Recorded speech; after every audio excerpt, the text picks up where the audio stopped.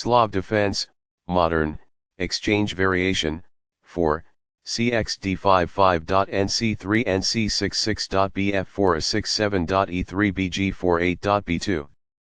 Balanced, neither player ever had an advantage. That game was pretty competitive. Both players had an amazing opening. The ready is a less common but flexible opening that controls the center with the knight before committing a pawn.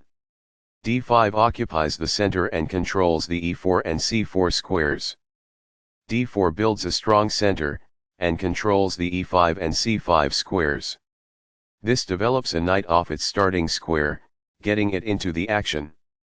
c4 gains space on the queen side, prepares to develop the knight to c3, and invites black to give up control of the e4 square after dx-c4.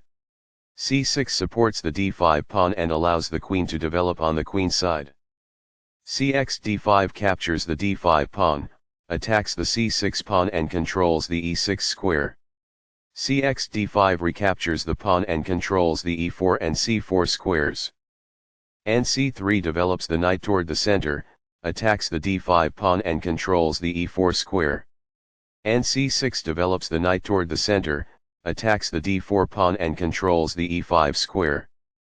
bf4 develops the bishop to an active diagonal where it controls the center. a6 controls the b5 square and prepares queenside expansion. e3 defends the d4 pawn and allows the f1 bishop to develop. bg4 develops the bishop and pins the knight to the queen. This develops a bishop off its starting square, getting it into the action. It is the last book move. Balanced, neither player ever had an advantage. That game was pretty competitive. Both players had an amazing opening.